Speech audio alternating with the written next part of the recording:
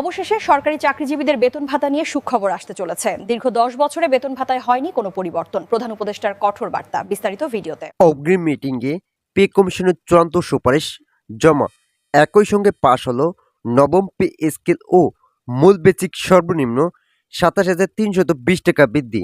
প্রধান উপদেষ্টা এই বিষয়ে যা বললেন, এ বিষয়ে বিস্তারিত আলোচনা করার শুরুতে এখন পর্যন্ত যারা আমাদের এই চ্যানেলটি সাবস্ক্রাইব করেনি তারা অবশ্যই আমাদের এই চ্যানেলটি সাবস্ক্রাইব করুন এবং ভিডিওটিতে একটি লাইক করে ভিডিওটি কন্টিনিউ করুন।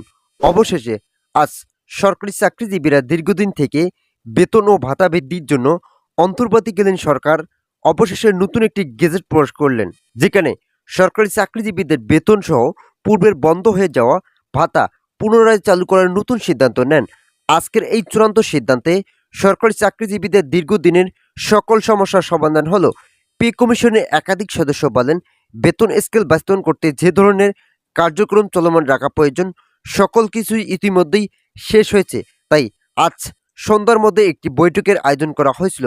এই বৈঠকে গ্রেড ও বেতন বৃদ্ধির নতুন কয়েকটি সিদ্ধান্ত উপস্থাপন করা হয়, যেখানে থাকছে সর্বনিম্ন বেতন ২৭,৩২০ টাকা, এছাড়াও বাড়ি ভাড়া সহ চিকিৎসা ভাতা বৃদ্ধির নতুন সুবিধা। অর্থ উপদেষ্টা বলেন, নবম জাতীয় বেতন স্কেল বাস্তবায়ন করতে হলে অবসরকালীন ভাতা শতভাগ বৃদ্ধি নিশ্চিত করতে হবে। ২০১৫ সালে অষ্টম বেতন স্কেল অবসরকালীন ভাতা মূল বেসিকের ৪৫% বহাল রাখা হয়েছে, যা বর্তমান সময়ে পুরোপুরি অকার্য হিসেবে মন্তব্য করেন সংশ্লিষ্ট মহল, যার ফলস্বরূপ অবশেষে সরকারি চাকরিজীবীদের জন্য শতভাগ অবসরকালীন ভাতা বৃদ্ধির নতুন সিদ্ধান্ত নেওয়া হয়। একই সঙ্গে প্রধান উপদেষ্টা আজকের বৈঠকে একটি গুরুত্বপূর্ণ তথ্য উপস্থাপন করেছেন। তিনি বলেন, পে কমিশনকে যেভাবে দায়িত্ব দেওয়া হয়েছে তারা সঠিকভাবে সকল দায়িত্ব পালন করছে। ইতিমধ্যে ফোন আলাপের মাধ্যমে বেতন স্কেল বাস্তবায়নের সকল বিষয়বস্তু তুলে ধরা হয়েছে সাবেক অর্থ সচিব জাকির আহমেদ খান। ভিডিওটির এই মুহূর্ত পর্যন্ত এসেও এখন পর্যন্ত যারা আমাদের এই চ্যানেলটি সাবস্ক্রাইব করেনি তারা অবশ্যই আমাদের এই চ্যানেলটি সাবস্ক্রাইব করে পাশে থাকা বেল আইকনটি অল করে দিন। আজকের বৈঠকে উপস্থিত সচিবরা বলেন, নবম জাতীয় বেতন স্কেল বাস্তবায়ন করা বাংলাদেশের অর্থনৈতিক সমৃদ্ধিকে শক্তিশালী করা একই কথা।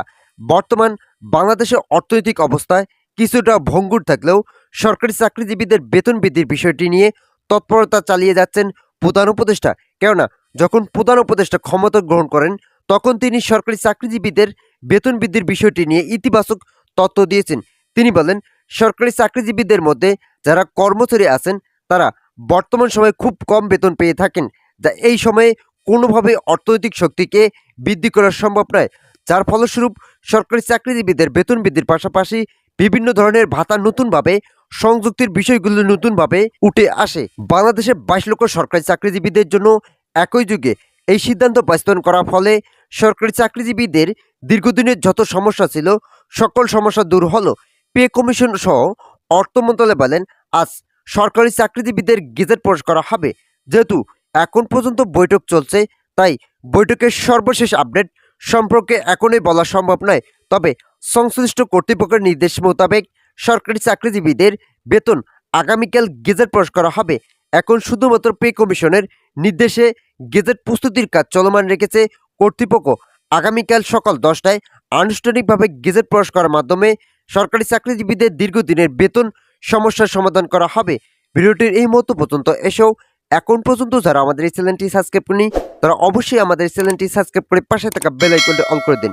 মূল বেসিক সর্বনিম্ন ২৭,৩২০ টাকায় রাখায় সরকারি চাকরিজীবীরা যাতে সামঞ্জস্যপূর্ণভাবে চলাফেরা করতে পারে সেই দিকগুলো তুলে ধরেন পে কমিশন। তারা বলেন, ২০১৫ সালে অষ্টম বেতন স্কেলে মূল বেসিক ছিল ৮,২৫০ টাকা, কিন্তু সেখান থেকে ২৭,৩২০ টাকা বৃদ্ধি করে মোটেও সহজ কাজ ছিল না। এছাড়াও এটা খসড়ায় চূড়ান্ত করার পর গেজেটে তা লিপিবদ্ধ করা হচ্ছে।